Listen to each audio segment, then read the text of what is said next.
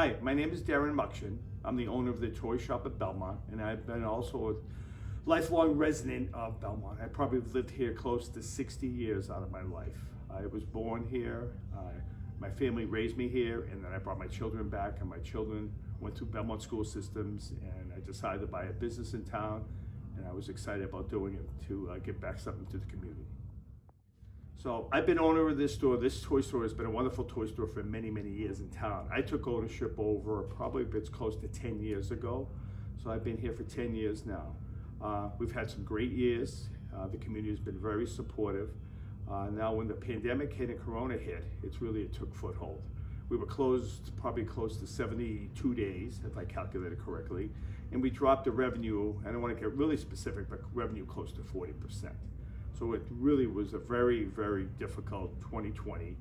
I've had a lot of sleepless nights, hoping for best coming out for 2021, but it was a tough 2020. And this happens for all small businesses in town, not just me. The restaurants probably hit harder, and all the small retail businesses in town were all struggling to survive this pandemic.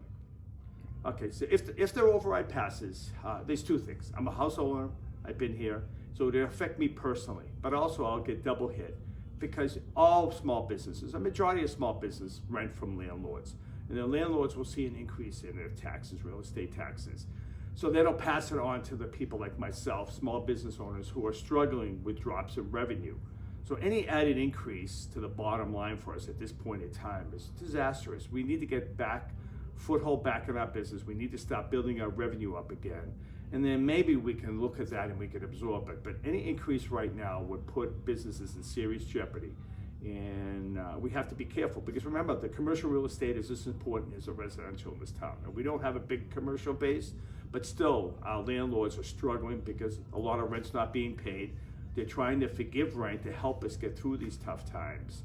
So if we add a real estate tax increase on for any landlord, it's gonna hurt them and it's gonna hurt us. And I want the best for this town, but we have to look at being a little more conservative in the way we spend. I think the high school project was a little overwhelming for this town, and it put us in a position of difficulty, but it's something that we needed for the children.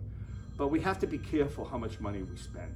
The medium and lower income people in this town, the elderly, are all on fixed income, and how are they gonna afford a 30% increase in real estate taxes over a 3-year period?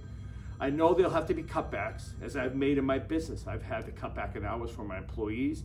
I have to cut back in the way I do my business. It has been very difficult, but I managed, and I'll get through this. And I think the town will have to take that type of fiscal responsibility. Because otherwise, if they keep increasing taxes and there's more capital projects coming down the road, as I hear, maybe a library, maybe a rink, maybe the bike path, maybe all these things, where is the money gonna come from? The town of Belmont probably has one of the highest percentages real estate tax percent to income in the state.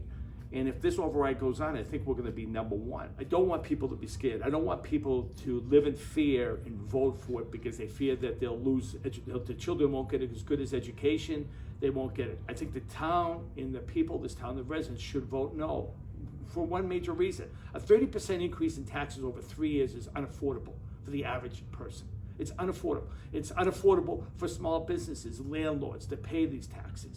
If we all have to sit back and take a look at it, if you really analyze it, I hope people do because everybody gets emotional. We're all emotional how we live our lives. If people take a real look at it and say, God, my income is this, I'm gonna have to pay this in real estate taxes now. How am I gonna afford to live in Belmont? That's why you'll see not as many people moving into this town because all of a sudden our real estate taxes are creeping up and it will scare people off. So people should understand the numbers and really understand what's happening and try to protect not only the small businesses like ours, but protect the fabric of this town. I was born in this town. I remember this was a real nice middle-class town. My father and mother worked hard and their income wasn't high, but it was affordable. I got a great education. There was a lot of kids in my classroom. We got through it. I loved Belmont High School. I loved going through the process of living in this town, and we got by. Now all of a sudden the town is not looking at the real essence of what's happening. We're becoming unaffordable and we're so running and so scared right now. I think we have to take a step back, maybe look at the override a year from now. I know we'll have to make cutbacks, so we have to make cutbacks and we'll have to all sacrifice, but it's for the better fabric of this community.